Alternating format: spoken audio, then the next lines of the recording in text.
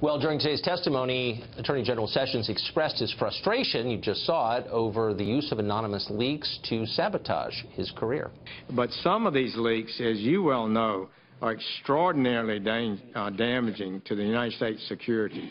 And we have got to restore a regular order principle. We cannot have persons in our intelligence agencies, our investigative agencies, or in Congress leaking sensitive matters on staff. So this is, I'm afraid, will result in, is already resulting in investigations, and I'm fear that some people may find that they wish they hadn't leaked.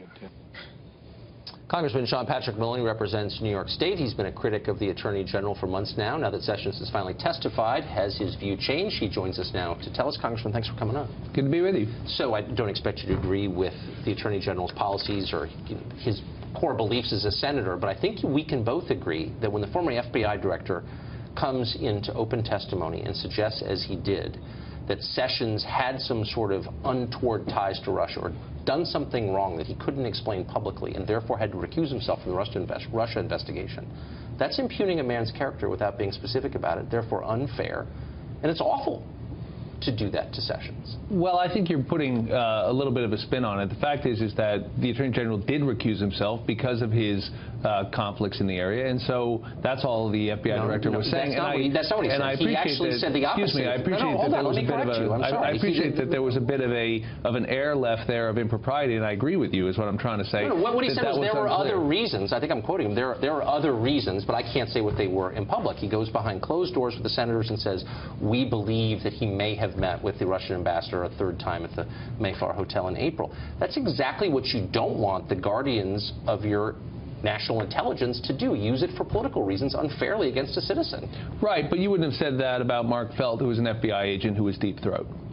I'm not sure what you mean. I would always say that it's wrong for intelligence officers or people whose job it is to hold these secrets to use them against others for political reasons. Well, let me just stop you right there. So you would prefer that we had never known about the Watergate scandal? I would prefer that people's jobs and careers and reputations weren't destroyed by the selective leaking of inaccurate information. Right. Well, a lot of White House aides went to jail over Watergate. Their careers were destroyed. But that's exactly the point I'm making. It is exactly the point. The point I'm making is that the former FBI director and a series of Democrats in Congress suggested that Jeff Sessions had done something improper with Russia.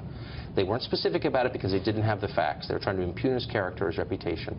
He testifies openly today, and at the end of it, are you convinced that he's not a Russian agent? Listen, I am actually not that concerned with what Jeff Sessions did, and I think you are making a fair point that he has come in for a lot of suggestions of inappropriate activity with the Russians without a lot of proof. But there is a mountain of evidence that people like Michael Flynn and Paul Manafort were getting paid improperly, lied about it, are very likely to face criminal prosecution. As a matter of fact, exactly that. Michael Flynn has admitted taking tens of thousands of dollars for a speech in Moscow, didn't disclose it. As a former military officer, he was required to, didn't get permission, lied about it on his forms, and did the same thing with his interactions with Kislyak. That's almost certainly a crime, Tucker, and I'm very concerned that we not muddy up the two things. You can be properly worried about people leaking. Jeff Sessions, the Attorney General of the United States, just testified all afternoon. Mike Flynn didn't. I mean, I'm talking about the sitting Attorney General who has been the subject of these implications that he's somehow betraying his country. Right, and when you take these positions, sometimes you take some hits, and the fact is that the last time he testified falsely under oath. That's not in dispute.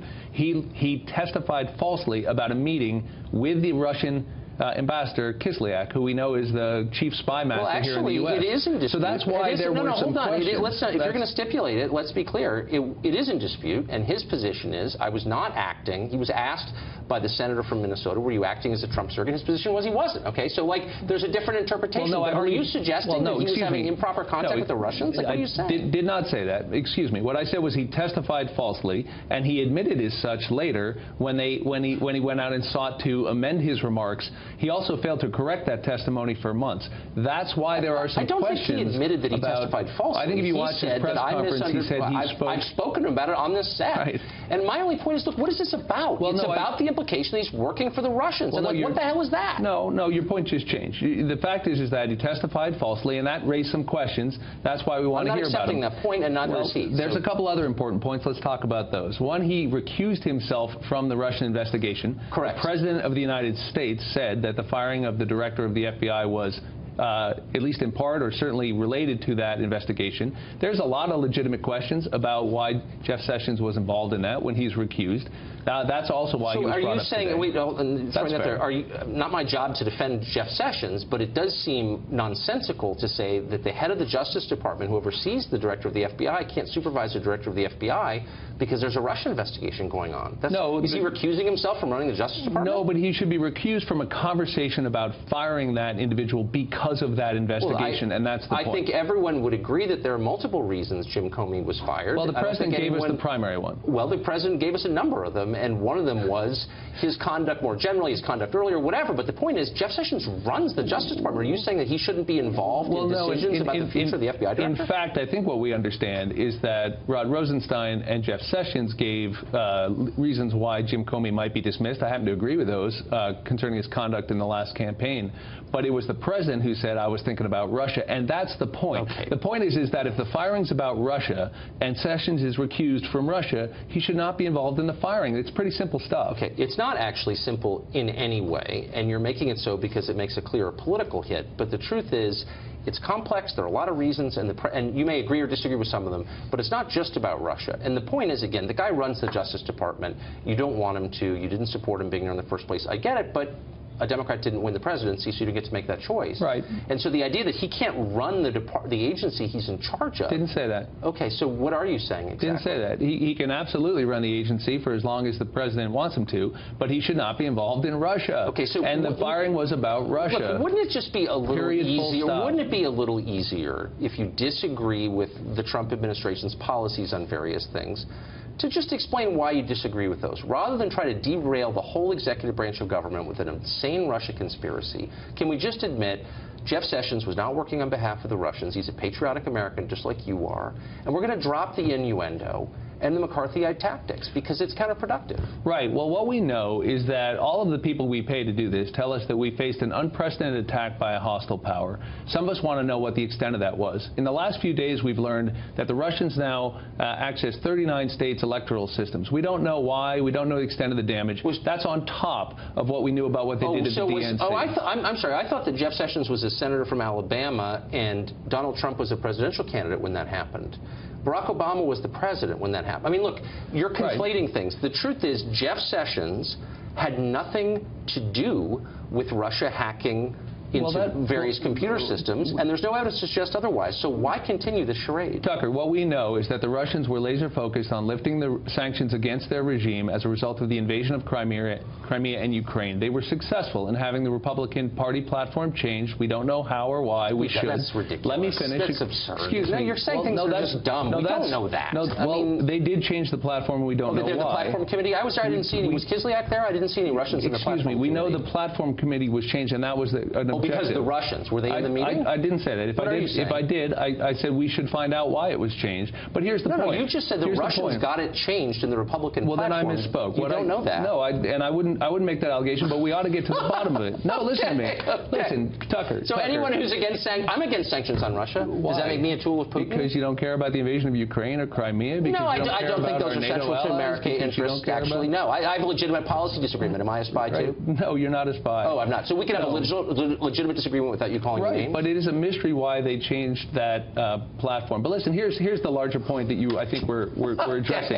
Let me finish. Is that the fact is that the Russians engaged in this attack. We should find out why. We should do it in a way that's fair and that gets at the facts. And Bob Mueller should be allowed to do his work. He is allowed to do his work. You're implying that the Russians were somehow in charge of the Republican Party's platform, that they had an influence on the positions of the candidate or the campaign of the party. Can I ask you a question? Does it bother you that the administration officials are refusing to answer without invoking executive privilege in front of a United States Senate committee? It depends what. I mean, I think there's a long... I mean, look, I always want to know more information rather than less.